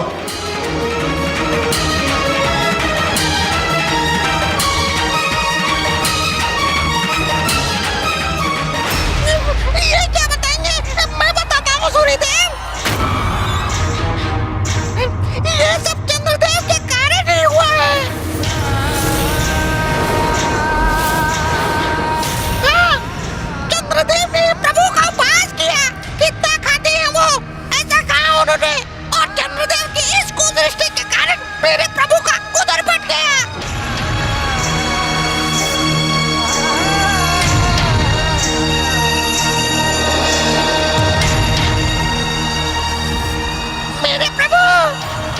ये आपने क्या कर दिया चंद्रदेव? यदि माता पार्वती को ज्ञात हुआ तो वो कुपित होकर हम सभी का विनाश कर देंगी।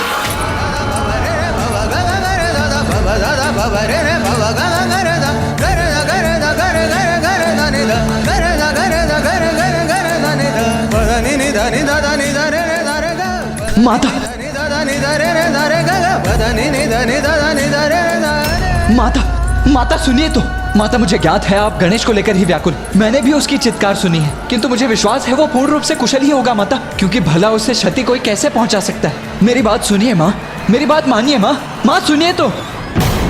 माँ,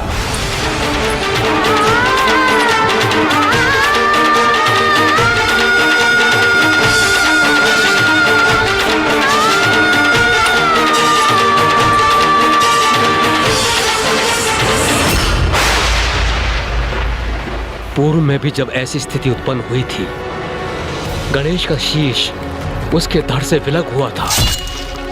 तब देवी पार्वती अपने आवेग में किस प्रकार सबको सर्वनाश करने पर आतुर हो गई थी, ये स्मरण है ना आप सभी को?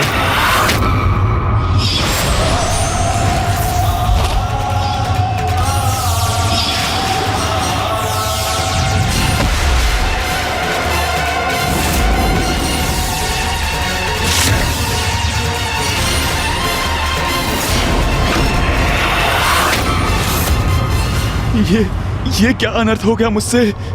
क्या अनर्थ हो गया? गणेश, पुत्र गणेश।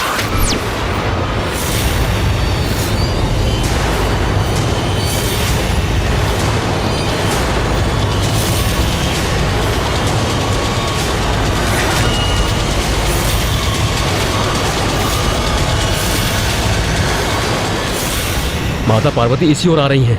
हमें उनके समक्ष नहीं पड़ना चाहिए। हमारी सुरक्षा इसी में है कि हम यहां से कहीं दूर हट जाएं।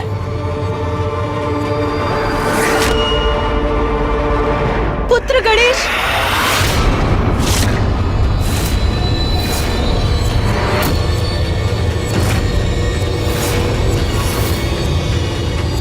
माँ सुनिए, माँ रुक जाइए। माता तो यहाँ पहुंच गई।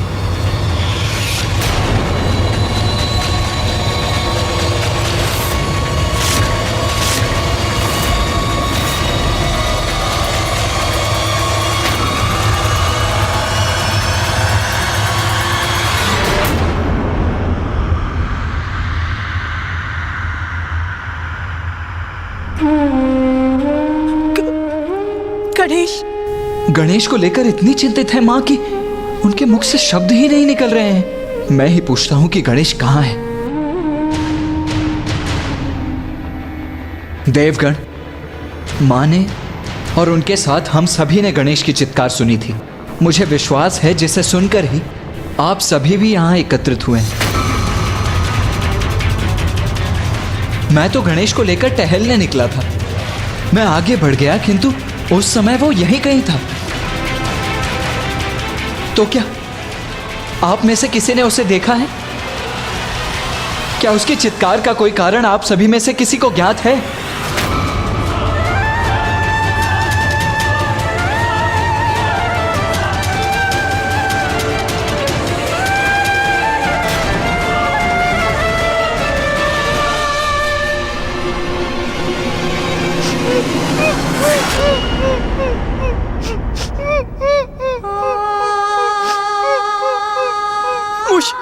ये तो मूषक जी का स्वर है। हाँ माँ। कि तू वो रुदन क्यों कर रहे हैं? क्या है उनके विलाप का कारण?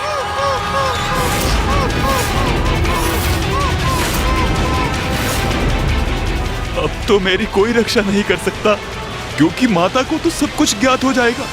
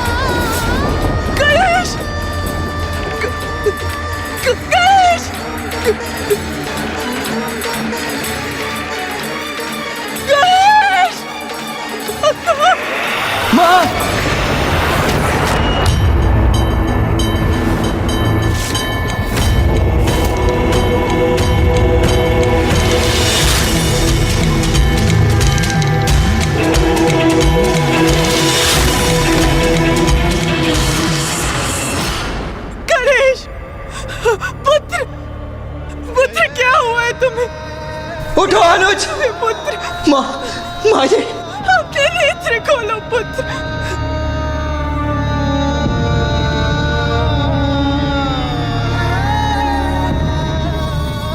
वही हो गया जिसका मुझे भय था। यदि मैं पूर्व में ही समय रहते माता पार्वती को इस संकट का आभास करा देता तो कदाचित वो गणेश जी को भवन से बाहर ही नहीं आने देती, फिर ये अनर्थ नहीं होता। ये कैसे हो?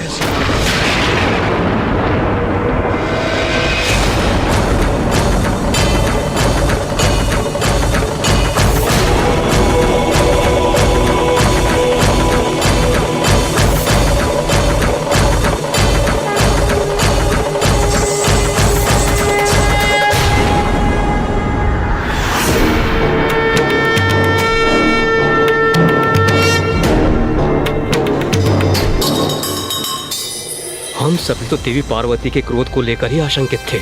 महादेव के क्रोध की तो कल्पना भी नहीं की हमने। अब यदि वो अपने पूर्व आवेश में आ गए तो और भी घोर अनिष्ट होगा। आप सभी ने क्या मेरा प्रश्न नहीं सुना? यादृशोऽसि महेश्वर यादृशोऽसि मेरे पुत्र गणेश के साथ ये कैसे हुआ?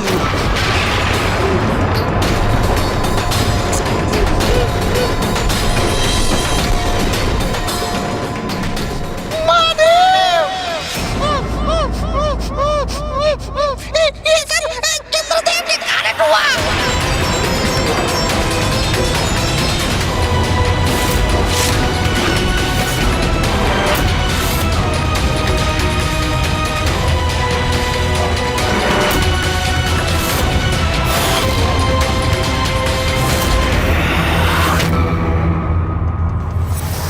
प्रभु कितना भोजन करते हैं उसका उपहास किया उन्होंने।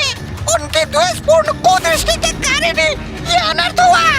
जब से आप मूषक जी पर आरूढ़ हुए हैं मैं तब से आपको देख रहा हूँ। कितनी विचित्र आकृति है ना आपकी। खंभ जैसे हाथ पांव, विशाल काय गज का शीश और उधर मानो अन्न का भंडार हो।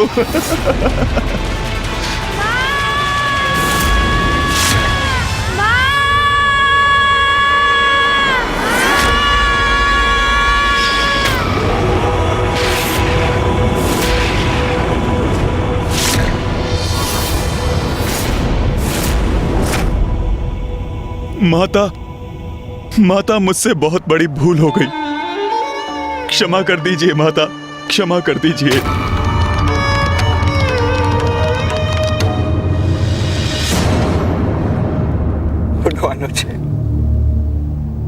कैसे देवता है आप?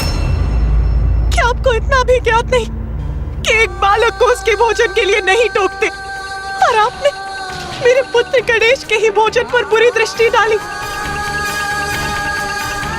उपहास किया उसका, जिसके कारण ये अवस्था हुई है मेरे पुत्र गणेश की।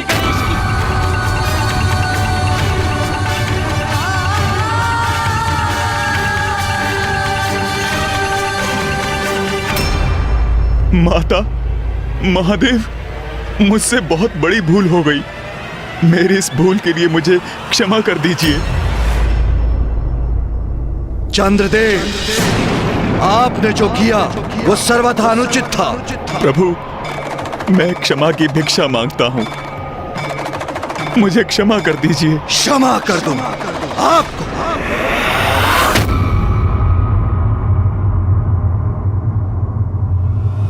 यहाँ मेरा पुत्र मूर्छित पड़ा है, उसका उदर फट गया, जिसका कारण आप हैं।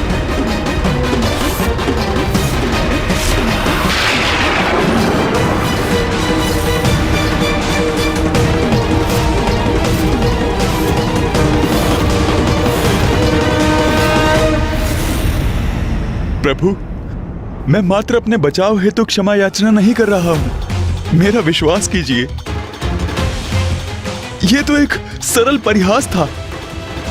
मैं गणेश जी का अनिष्ट नहीं चाहता था। वे मेरे शब्दों और मेरे कारण से मूर्छित नहीं हुए।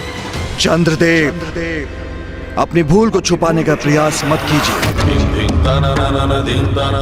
गणेश मूषक के ऊपर से अवश्य नीचे गिरा, किंतु क्या यह सत्य नहीं कि उसका उदर आपकी कुदृष्टि के कारण ही फटा है?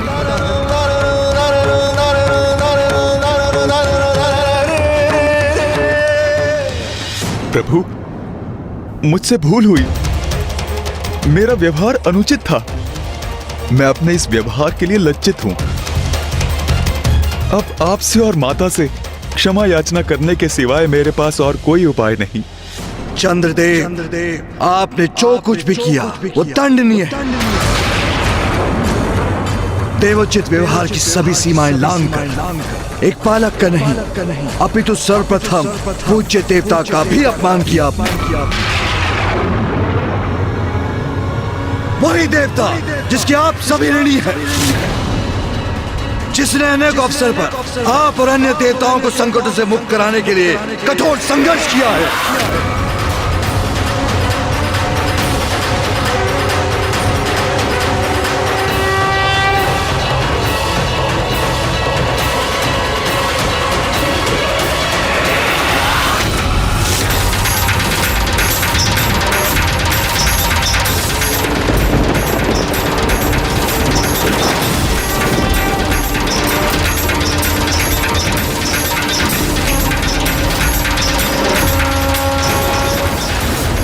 कृपया शांत हो जाइए महादेव, अन्यथा आपके क्रोध से सृष्टि में विनाश आरंभ हो जाएगा। हम आपसे निवेदन करते हैं महादेव, चंद्रदेव से ये भूल अकारण ही हुई, कृपया शांत हो जाइए। गणेश के साथ जो हुआ उसमें आपकी बहुत बड़ी भूल है।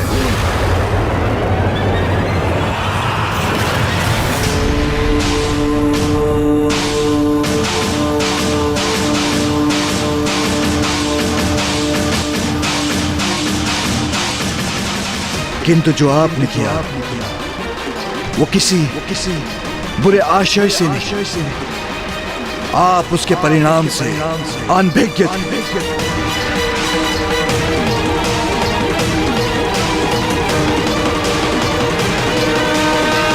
इसलिए हम आपको क्षमा करते हैं।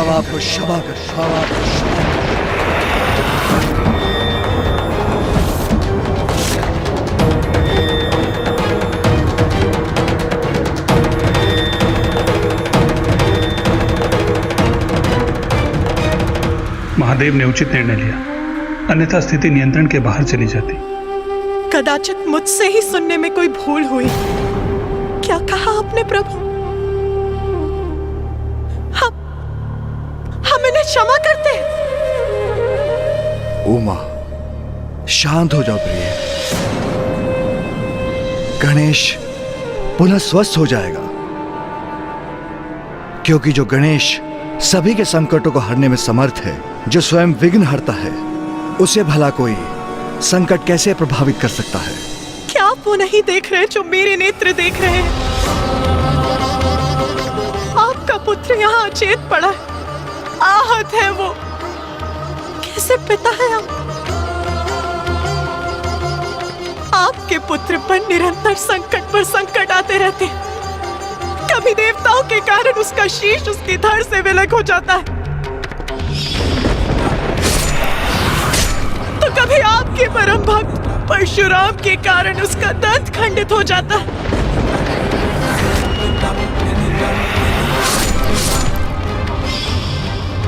और आज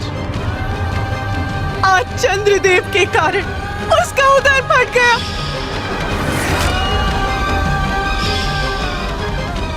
और वो यहाँ अचेत पड़ा है।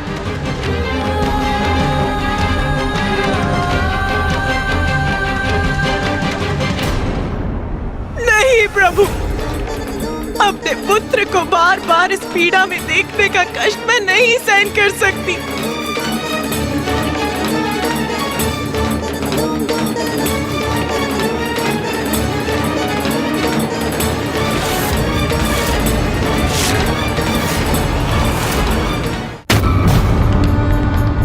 मैं आपकी पीड़ा समझता हूं, मैं भी उसका पिता हूं।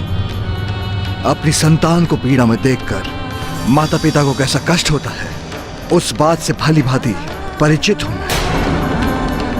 किंतु मैंने चंद्रदेव को उल्हाना दी है, वो अपनी भूल स्वीकार कर चुके हैं। अब हमें भी शांत हो जाना चाहिए प्रिय, क्योंकि क्रोध में लिया हुआ निर्णय सभी के लिए अनिष्टकारी होता है प्रिय। आप मेरी पीड़ा समझते हैं, ये कहकर एक माँ की ममता का अपमान मत कीजिए नाथ। यदि आप एक माँ की पीड़ा समझते तो आप चंद्रदेव को उनके दंड के लिए इतनी सरलता से क्षमादान नहीं देते प्रभु।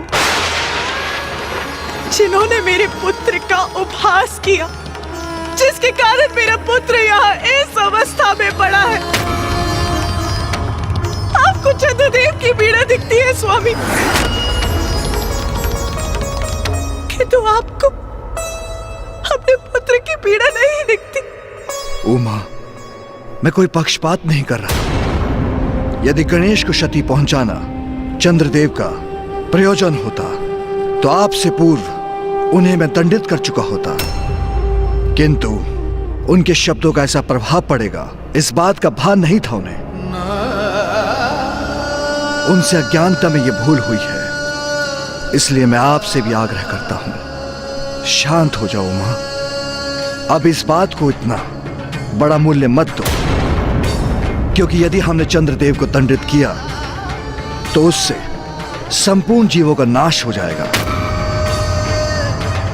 संपूर्ण सृष्टि को कष्ट होगा। और ये मत भूलिए, जगत पिता और जगत जननी होने के नाते हमारे बहुत बड़े उत्तरदायित्व हैं। मैं आपको आदेश देता हूं देवी पार्वती, शांत हो जाइए।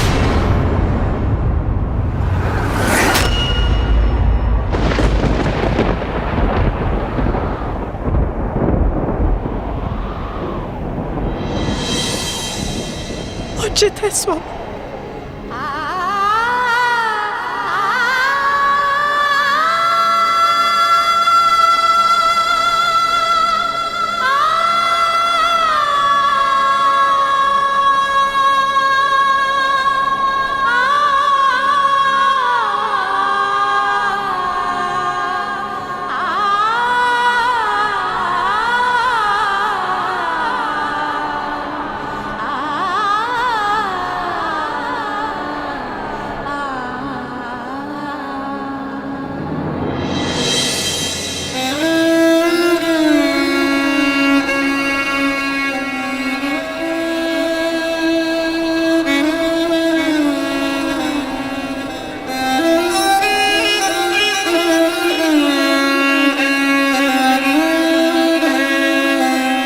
उचित कहते हैं नाथ, बार बार कष्ट प्राप्त करना, आहत होना तो हमारे पुत्र की ही नियति है।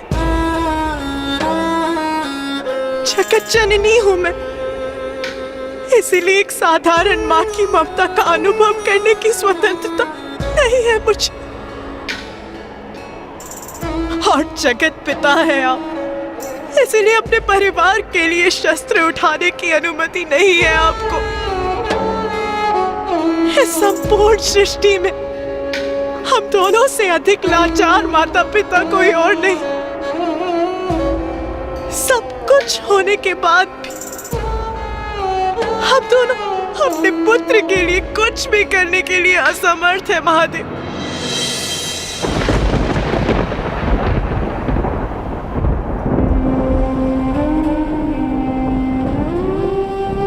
मेरा पुत्र यहाँ गिरा अपने जीवन के लिए संघर्ष कर रहा है और मैं शांत रहूं? नहीं प्रभु, मैं अपने दायित्व निभाने में असमर्थ।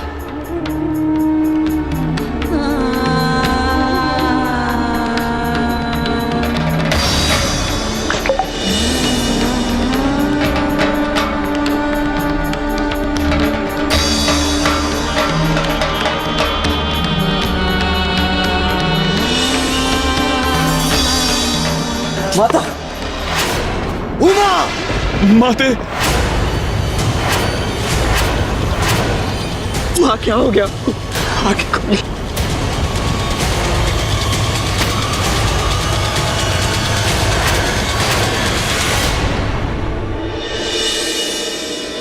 माँ,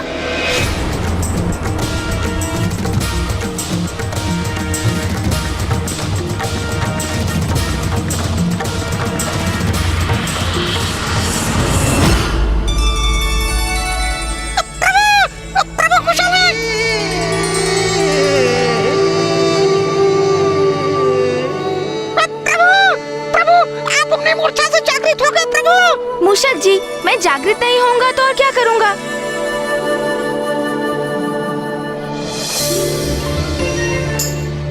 ये मोदक यहाँ वहाँ बिखर गए हैं।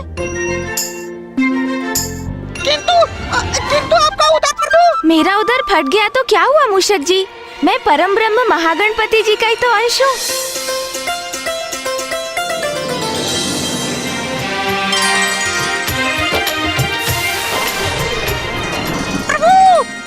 मूषक जी, मुझे कोई क्षति नहीं पहुंच सकती।